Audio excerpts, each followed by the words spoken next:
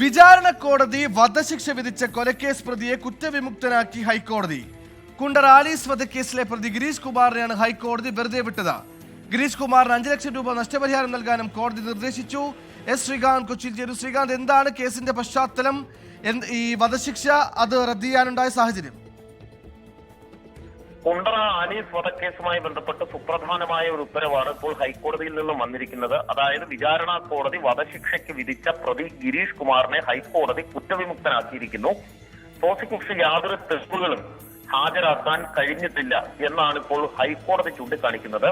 ഗിരീഷ് കുമാറിന് 5 ലക്ഷം രൂപ 3 മാസത്തിനകം നഷ്ടപരിഹാരം നൽകാനും ഉത്തരവിട്ടിട്ടുണ്ട്. വധശിക്ഷ വിധിക്കുന്നതിന് വിചാരണ കോടതി ആശ്രയിച്ച പ്രധാന സാക്ഷിയുടെ മൊഴി ഒരു തരത്തിലും വിശ്വസനീയമല്ലെന്നാണ് കോടതി പറയുന്നത്. 10 വർഷത്തോളം ജയിലിൽ കിടന്ന ശേഷമാണ് ഈ ഗിരീഷ് കുമാറിന് ഇപ്പോൾ മോചനം സാധ്യമാകുന്നത്. അതിനാണ് 5 ലക്ഷം രൂപ നഷ്ടപരിഹാരം നൽകാനും കോടതി ഉത്തരവിട്ടിട്ടുള്ളത്. ശരി, ശ്രീകാന്താണ് വാർത്തയുടെ വിശദാംശം നൽകിയത്. കുണ്ടറ ആലീസ് വധക്കേസിലെ പ്രതി ഗിരീഷ് കുമാറിനെ കുറ്റവിമുക്തനാക്കിയിരിക്കുകയാണ് ഹൈക്കോടതി.